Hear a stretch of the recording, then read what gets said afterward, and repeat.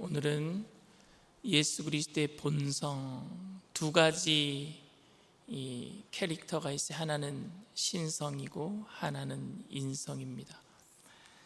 왜 예수님께서는 이 땅에 그냥 하나님으로 오셔서 죄를 용서하시면 될 것을 왜 인간의 몸으로 오셔서 죄를 용서하셨는가? 왜 인간으로 오셔서 우리들로 하여금 이렇게 헷갈리게 하는가? 왜 하나님이시면서 왜 인간이신 우리 안에 사실은 하나님처럼 사는 사람도 없고, 그러다 보니까 어떻게 사는 게 하나님인가? 사람으로서는 생각할 수 없는 삼위일체와 같은 신비가 바로 예수님의 신성과 본성 안에 있습니다. 먼저 저희가 생각해 볼 것은 왜 하나님은 인간으로 오셔야 했는가에 대해서 먼저 생각해 보기를 바랍니다. 출애굽기 21장 28절에서 31절 말씀 우리 한번 다 같이 읽겠습니다. 소가 남자나 여자를 받아서 죽이면 그 소는 반드시 돌로 쳐서 죽일 것이요 그 고기는 먹지 말 것이며 임자는 형벌을 면하려니와 소가 본래 받는 버릇이 있고 그 임자는 그로 말미암아 경고를 받았을 때 단속하지 아니하여 남녀를 막론하고 받아 죽이면 그 소는 돌로 쳐 죽일 것이고 임자도 죽일 것이며 만일 그에게 속죄금을 부과하면 무릇 그 명령한 것을 생명의 대가로 낼 것이요 아들을 받든지 딸을 받든지 이 법규대로 그 임자에게 행할 것이며. 이게 무슨 법이냐면 동해보복법이에요. 동해보복법은 뭐냐면 이에는 이, 눈에는 눈. 어떤 집에 소가 있는데요, 소가 사람을 받아서 죽이면 그러면 그 소는 죽이고 그 고기는 먹지 말라 그랬어요. 그리고 임자는 그게 우연히 소가 사람을 받아서 죽인 거니까 그 소의 주인은 살려주라 그럽니다. 그런데 문제가 두 번째부터 문제예요. 무슨 문제냐? 소가 잘 들어봤는데요. 그래서 주인이 몇 번 경고를 받았어요. 그러면 주인은 어떻게 해야 돼요? 소를 간수를 잘 해야 되겠죠? 근데 주인이 소를 잘 간수 못한 거예요. 그래서 그 소가 이웃집 아들을 받아 죽였어요. 그러면 그때는 어떻게 하느냐? 그 소도 죽이고 이웃집 아들이 죽었으니까 자기 집, 그 소의 주인인 집의 아들도 죽이래요. 그리고 속죄금을 낼 것 같으면 그 집에 있는 아들이나 딸을 내줘야 되는 거예요. 똑같이 다 해야 되는 거예요. 똑같이. 근데 우리는 하나님은 공의의 하나님이라고 말씀을 드렸죠. 하나님은 죄를 심판하신 하나님, 공의의 하나님이세요. 우리가 여러분들 생각하기에 하나님이 예수님을 십자가에서 피로 값주고 우리를 사셨다 그랬는데 우리를 누구에게서 사신 거예요? 마귀에게서 샀어요? 아니요, 우리는 마귀한테 죄를 짓지 않았습니다. 마귀에게 속기는 했어도 우리는 죄를 마귀에게 지은 게 아니라 우리는 죄를 누구에게 졌느냐? 하나님께 졌어요.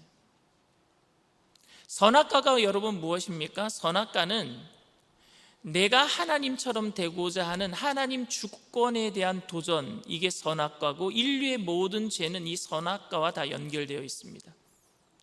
그러니까 우리가 도덕적으로 누구를 살인하고 사기치고 하는 그 모든 죄는요, 어디에 기원을 두고 있느냐? 내가 주인 되려고 하는, 나도 하나님처럼 되려고 하는 그 모든 죄의 기원이 뭐냐? 바로 오리지널 신, 원죄예요.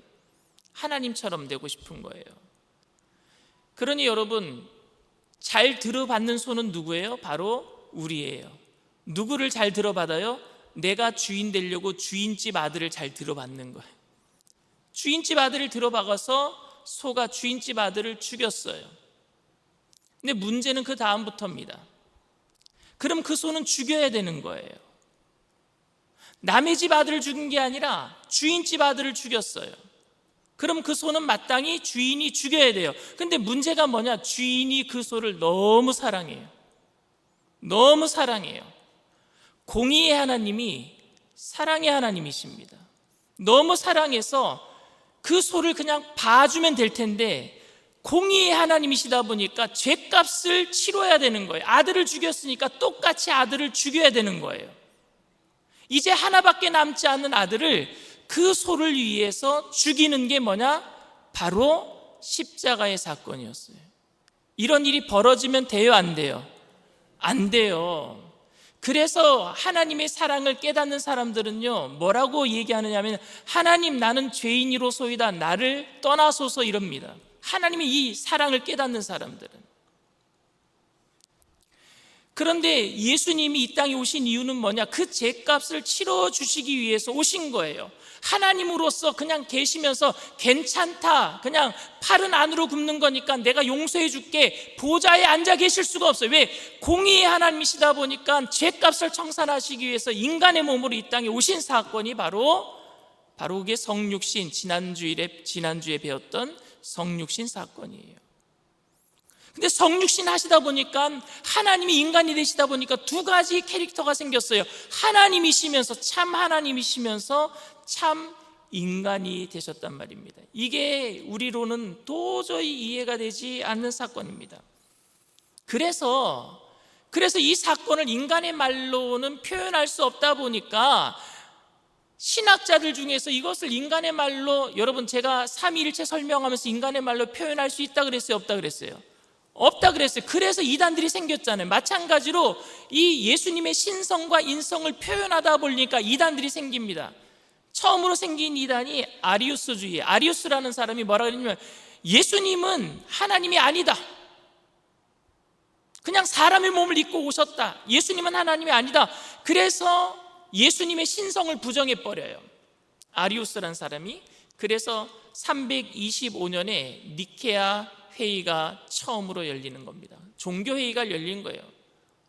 유명한 교부들, 지금으로 말하자면은 총회장, 목사님들이 다 모여서 325년에 니케아 공의회를 열려요. 니케아 공의회는 예수는 하나님이 아니다, 그러니까 신성을 부정하는 그 주장을 반박하기 위해서 소집이 되었습니다. 그리고 여기에서 무엇이 만들어지느냐? 삼위일체가 만들어지는 거예요. 예수님은 하나님이십니다. 성부 하나님도 하나님이시고, 예수님 성자 예수님도 하나님이시고, 성령 하나님도 하나님이시고, 삼위일체의 교리가 합의가 되고요. 근데 이제 니케아 회의가 끝나고 나서 문제가 생겼어요. 무슨 문제가 생겼느냐면은 예수님이 하나님이시면, 예수님이 참 하나님이시라면은 어떻게 완전한 인간이 아닌가 문제가 생겨버렸어요. 예수님이 하나님이시라면은 완벽한 인간으로 이 땅에 오신 게 논리적으로 모순에 빠지기 시작한 거예요.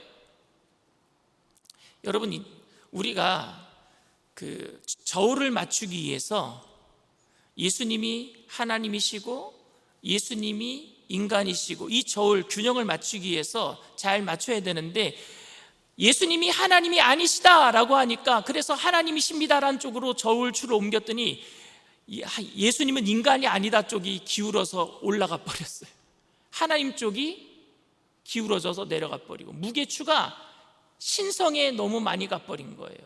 그 문제가 됐어요. 그럼 예수님은 참 인간이신데 이 문제는 어떻게 된 것인가? 그래서 이것 때문에 아폴로나리우스라는 사람이 이런 얘기를 합니다. 무슨 얘기를 하느냐?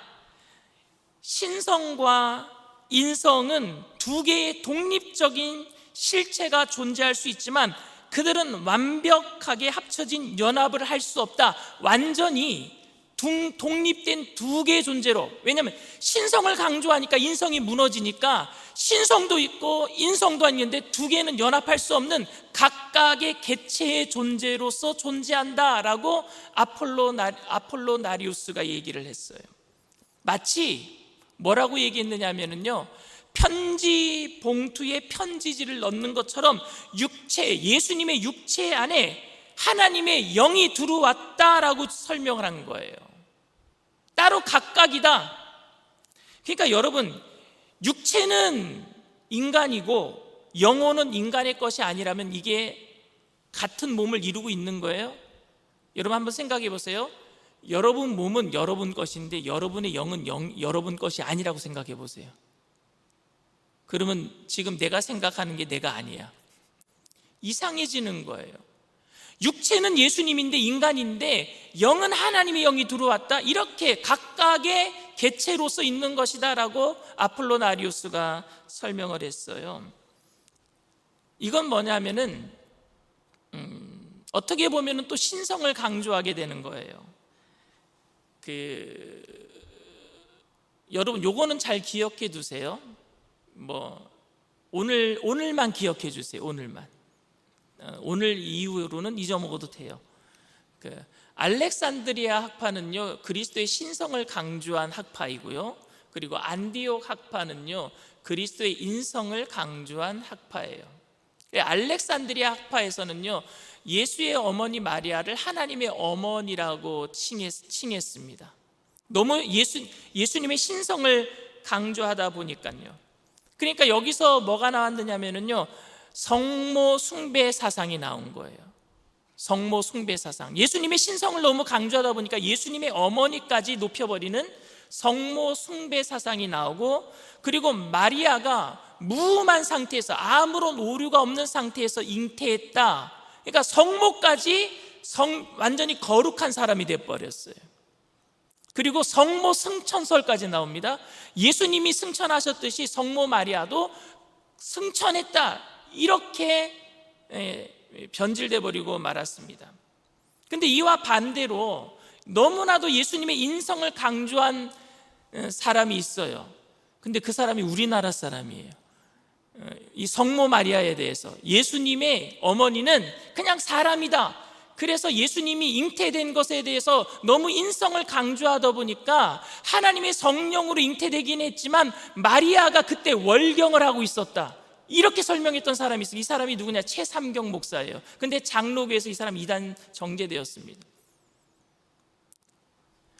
아기를 가지려면 아기 집이 만들어져야 되는데 때마침 너무 인성을 강조하니까, 예수님의 인성을 강조하다 보니까 아기 집이 있어야 되는 거예요. 그래서 이런 말도 나오는 거예요. 여러분, 신성을 강조하면은 마리아가 뭐가 되는 거예요? 신이 되는 것이고, 예수님의 인성을 강조하다 보면은 마리아도 엄마의 집을 가지고 있어야지 성령으로 잉태된다. 그러니까 뭔가 있어야지 아기가 태어날 거 아니냐. 이제 별의별 생각이 다 드는 거예요. 어쨌든 아폴로나리우스가 하나님의 영이 들어와서 예수님의 육체와는 별개의 것으로 존재한다라고 니케아 회의 이후에 주장하다 보니까 이거에 반대해서 여러분 신성을 강조하면 뭐가 나타난다고요? 인성을 강조하는 사람들, 안디옥 학파 사람이 나타나요. 그 사람이 누구냐면요 네스토리우스예요. 네스토리우스.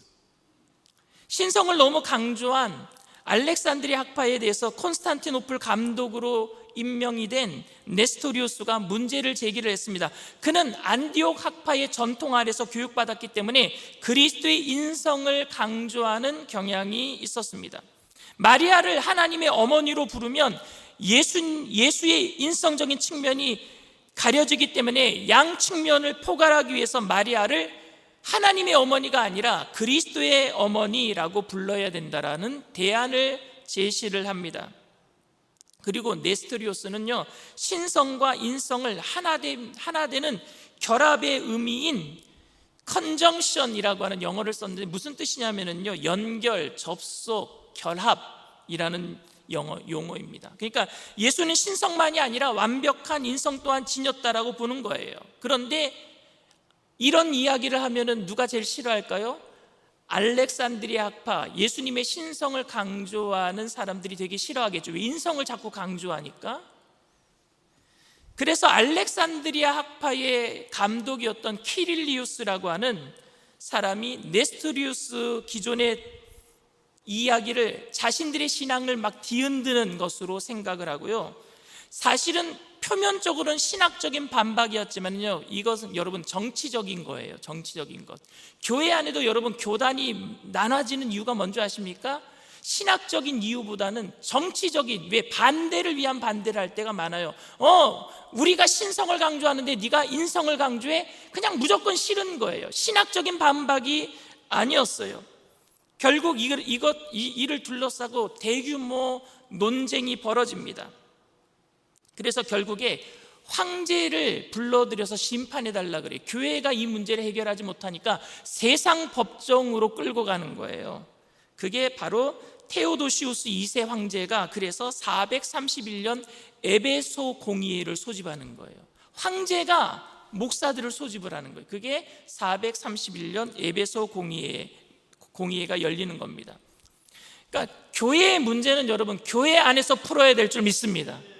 교회 문제는 교회 안에서 풀어야지 왜 그걸 자꾸 세상 바깥으로 가지고 나가는 거예요. 그러니까 이게 381년 콘스탄티노플 공의에서도 테오도시우스 1세 황제가 마찬가지로 개입해서 아폴로나리우스를 단죄하고 문제를 해결했던 그런 전과가 있었거든요. 그런데 그 이후에도 결국 또 세상 권력 있는 황제를 불러들여서 그래서 431년 에베소 공의회에서 네스토리우스를 정죄하려고 한 거죠. 근데 네스토리우스가요 자신이 있었어요. 왜냐하면 에베소는요 자신의 바운드리였거든요.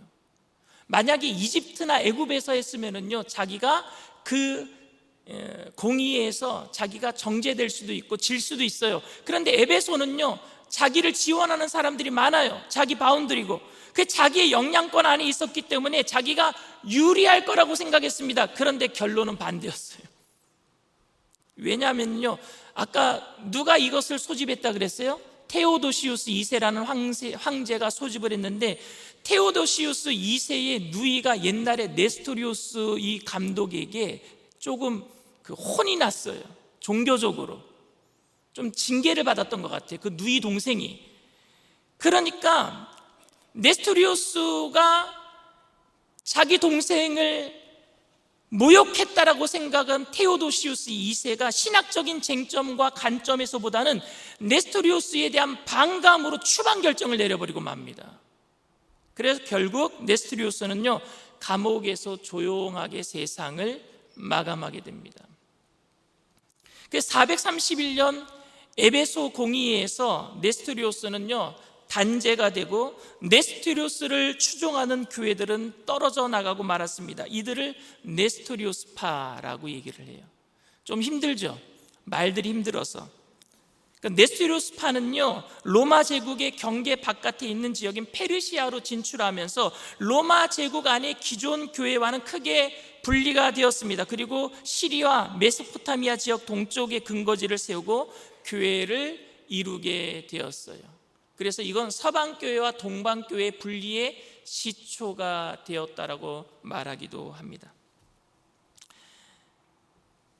그런데 여러분 네스토리우스는 단성론은 아니에요. 단성론은 뭐냐면 성격, 캐릭터가 하나다라는 게 단성론이거든요. 그러니까 네스토리우스가 얘기한 것은 신성도 있고 인성도 있는데 인성을 좀 강조했던 것밖에 없어요. 왜? 신성을 부정한 게 아니라 신성을 너무 강조한 사람들에게 예수님의 인성도 있어 라고 얘기하다 보니까 인성을 강조하게 되었는데 그렇다고 인성만 있다라고 얘기한 단성론자는 아니었었습니다. 그런데 이 두 가지를 강조하다 보니까 누가 또 나타났느냐? 유티케스라는 사람이 나타납니다. 이 유티케스가 뭐라고 설명했느냐?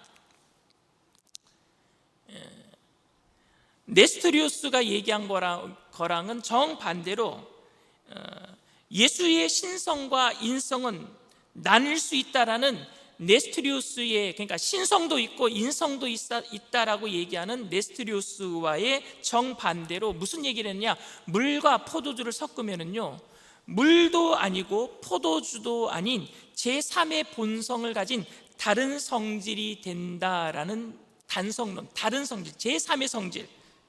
그러니까 예수님은요 인간이고 하나님이 섞여가지고 전혀 다른 신성과 인성이 섞여서 전혀 다른 제3의 다른 인성, 단성론, 인성도 아니고 신성도 아닌 완전히 다른 성, 이걸 뭐라고 얘기할지 모르겠어요. 그걸 하나의 성격이 나왔는데 하나의 성품이 나왔는데 인성도 아니고 신성도 아니다라고 얘기를 하는 거예요. 근데 실제로 에베소서 첫 번째 1차 회의에서 431년 1차 회의 때 이 유티케스주의를 받아들입니다. 사람들이 받아들여요. 그리고 2차 회의가 에베소서에서 449년에 있었는데, 그때는요 이것을 정통으로 받아들이려는 날치기 법이 통과해버려. 이걸 받아들이려고. 그래서 이 날치기법을 강력하게 비판했던 사람이 누구냐 하면요 로마 감독인 레오 1세예요. 그래서 이 레오 1세가 이 에베소 공의에 대한 날치기 통과에 대한 것을 반박하면서 또 다시 회의가 열리는 게, 그 마지막 회의가 뭐냐면요 바로 451년의 칼게돈 공의회입니다.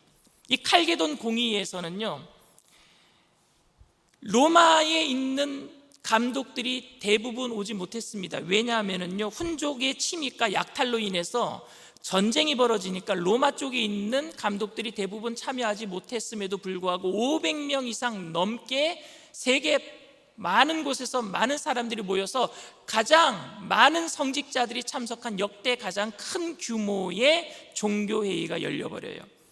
그리고 이 칼게돈 회의에서요 바로 니케아 신조, 콘스탄티노플 신조와 그리고 레오 1세가 제기한 단성론자에 대한 이단 시비를 종결을 짓습니다. 그리고 그 공의회의 결정에 대해서 이렇게 얘기합니다. 우리 공의회의 결정을 다 같이 한번 읽어보겠습니다. 시작.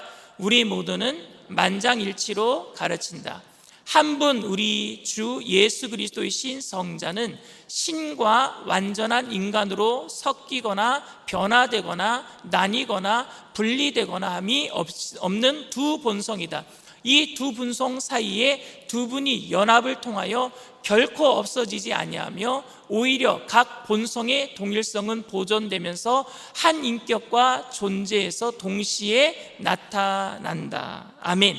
이렇게 해서 삼위일체 하나님처럼 예수님의 인성과 본성은 각각 존재하지만 연합을 하는 거예요. 연합을 하지만 누구에게 종속되는 게 아니에요. 인성이 신성을 종속시키는 것도 아니고 신성이 인성을 종속시키는 것도 아니고 각자 연합하지만 삼위일체 하나님처럼 각자 개체의 존재에 동시에 나타날 수 있다라는 이야기를 하고 있는 거예요. 근데 칼게돈의 그 내용은 부정의 신학입니다. 무슨 얘기냐면 어떤 개념에 대해서 명확하게 규정하지 않지만 뭐뭇은 아니다라고 선언함으로써 여백을 남겨두는 거예요. 만약에 그리스도는 신성만 있다라고 얘기하면은 인성에 대한 그런 것을 주장하는 사람들은 그걸 또 반박할 거 아니겠습니까? 그러니까 아니다라는 부정의 신학으로 얘기를 하는 겁니다. 그러니까 주장을 공격받을 여지를 남겨놓지 않는 거예요. 예수는 신성과 인성을 가진다라고 표현하지 않고 뭐라고 얘기했느냐? 예수는 두 인격이 서로 합쳐져 있지 않다. 그러나 분리되거나 나누어지지는 않는다. 뭐 이런 식으로 잘못된 것을 인정함으로써 올바른 것만 남겨놓는 것이 바로 칼게돈 공의회의 결론입니다. 예를 들면 여러분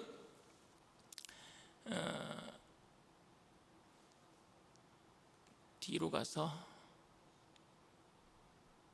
예를 들면은요 아폴리나리오스가 그 하나님의 신성과 인성을 표현하면서 편지 봉투 안에 편지지를 넣는 걸 얘기했잖아요. 그것을 어떻게 얘기했느냐? 신성과 인성이라는 두 개의 독립적인 실체가 존재할 수 있지만 그 둘이 완벽하게 합쳐져 연합할 수 없는 것은 아니다. 이런 식으로 표현했어요. 그래서 아폴로나리우스의 그 주장을 반박을 했고요. 또 유티케스주의 단성론을 어떻게 반박했느냐?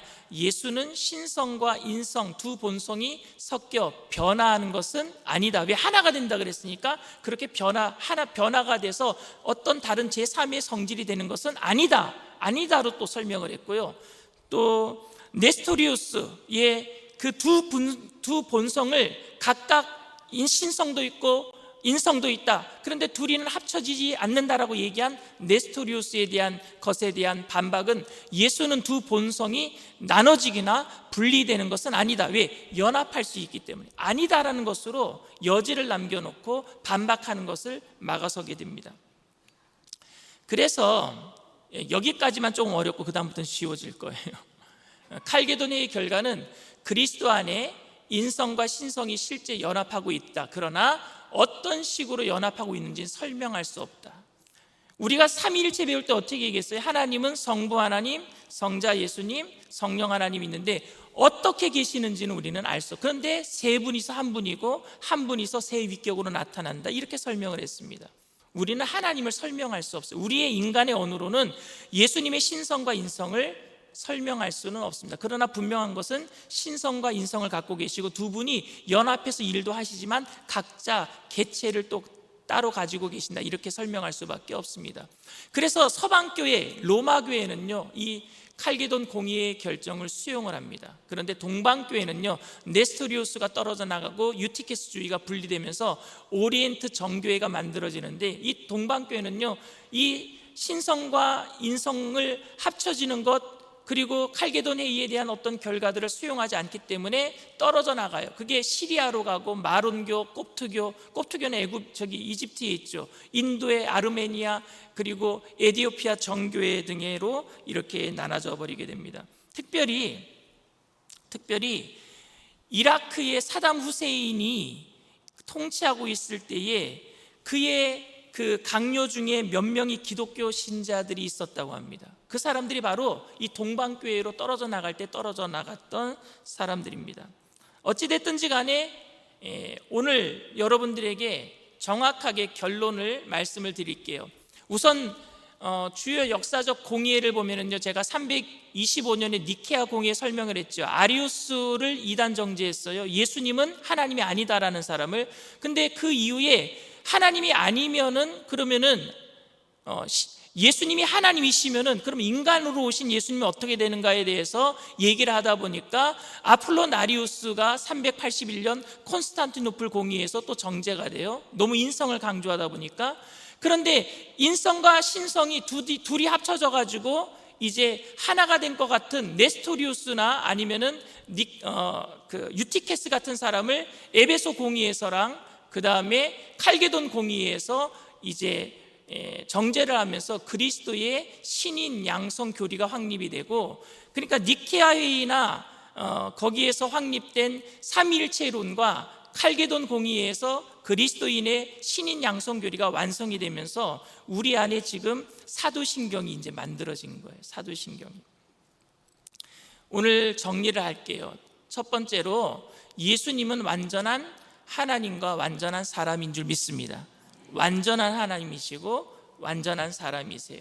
그리고 예수님의 인성과 신성은요 한 위격에 구별되면서 연합되어 있습니다. 무슨 얘기냐면요, 예수님의 인성과 신성은 예수님 안에서 분리, 혼합, 흡수, 뒤섞임이 아니라 하나로 연합되어 있는 거예요. 분리되어 있지 않아요.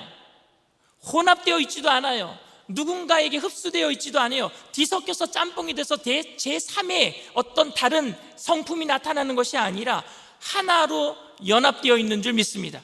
그렇게밖에 설명할 수가 없어요. 그리고 세 번째, 예수님의 인성은요 공간에 제약이 있습니다. 왜? 몸을 입고 있기 때문에. 그러나 신성을 가지기 때문에 무소부재하세요. 예수님이 요한복음 1장에 보면은요 나다나엘을 부를 때에, 나다나엘을 처음 만나실 때 무슨 얘기를 하셨어요? 네가 무화과나무 아래 있을 때 내가 너를 보았노라. 그건 예수님이 찾아가시지도 않았는데 이미 그 사람이 무화과나무 아래서 무슨 기도를 했는지 다 알고 계세요. 왜? 하나님이시기 때문에 무소부재하신 것을 알려주고 있는 사실입니다. 사도 바울은요 이 예수님의 인성과 신성에 대해서 이런 얘기를 했습니다. 빌립보서 2장 6절에서 11절 말씀 우리 다 함께 읽겠습니다. 그는 근본 하나님의 본체시나 하나님과 동등됨을 취할 것으로 여기지 아니하시고 오히려 자기를 비워 종의 형체를 가지사 사람들과 같이 되셨고 사람의 모양으로 나타나사 자기를 낮추시고 죽기까지 복종하셨으니 곧 십자가에 죽으심이라.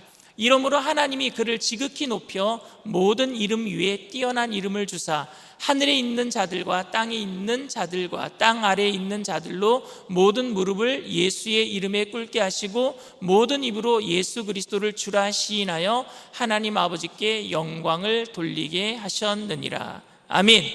그는 근본 하나님의 본체시나, 하나님이시죠. 여기서 얘기하는 것, 그는 근본 하나님의 본체래요. 본체는 뭐예요? 하나님이란 얘기예요. 그러나 그분과 동등됨을 취하지 아니하시고 오히려 자기를 비워 종의 형체, 종의 형체는 뭐예요? 바로 죄의 종이 된 우리들이죠. 종의 형체를 가지사 사람들과 같이 되셨고, 인카네이션, 성육신, 인성을 가지셨다라는 거예요. 사람의 모양으로 나타나사 사람이 되셨다라는 거죠. 자기를 낮추시고 죽기까지 복종하셨으니 곧 십자가에 죽으심이라. 이게 인성과 신성을 나타내주는 말입니다. 근데 여러분, 우리가 이 말씀에서 우리가 생각해야 될 것은 주님은 사실 영광 받으시기 위해서 이 땅에 오신 게 아니란 얘기예요.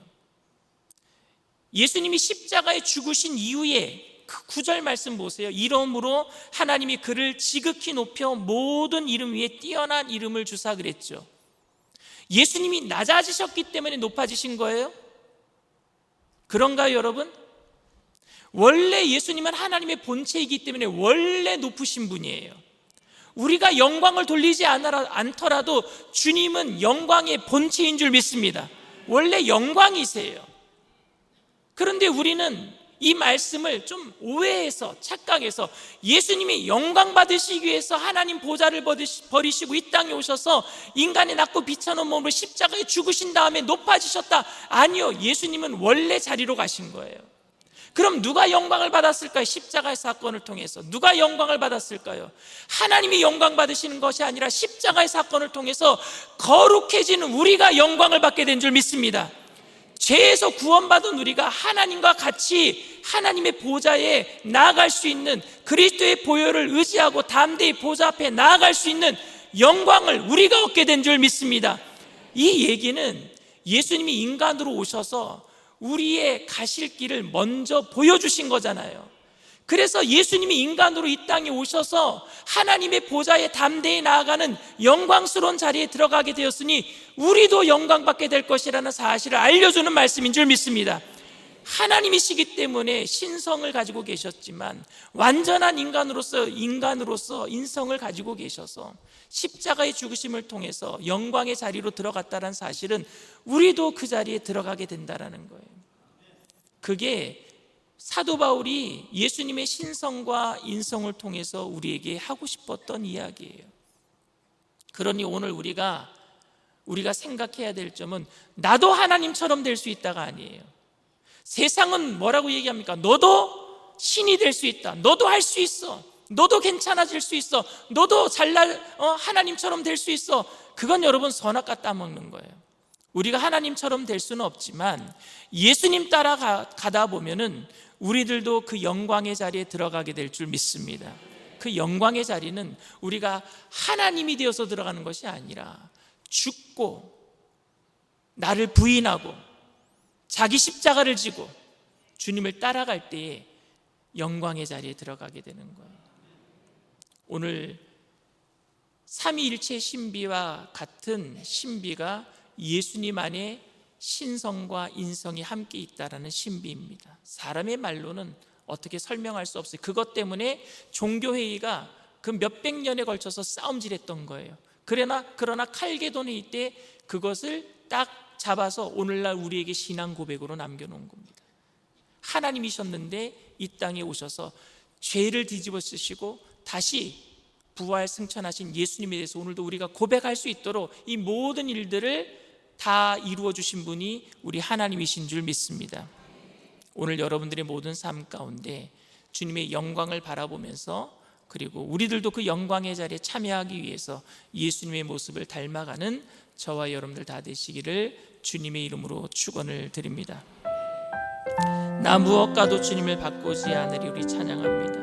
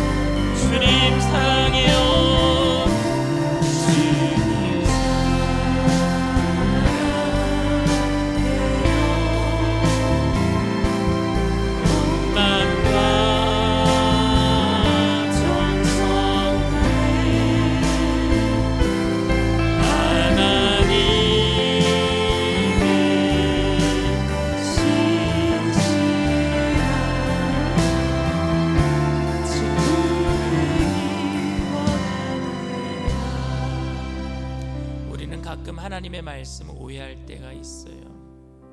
같은 빌립보서 말씀에 내게 능력 주시는 자 안에서 내가 모든 것을 할 수 있습니다. 그러면 내가 신이 되는 것 같아. 성령 받으면 성령의 능력을 받아서 내 안에 인성도 있지만 신성이 들어와서 무엇인가 하나님처럼 내가 막 명령하는 대로 하나님의 일이 막 이루어지고 마귀가 떠나가고. 근데 여러분, 그 빌립보서 말씀은 그 전에 있는 말씀이 뭐냐면 내가 가난함에 처할 줄도 알고 부함에 처할 줄도 아는 일체의 비결을 배웠노라. 그리고 내게 능력 주시는 자 안에서 내가 모든 것을 할 수 있습니다. 이렇게 고백을 합니다. 그건 뭐예요?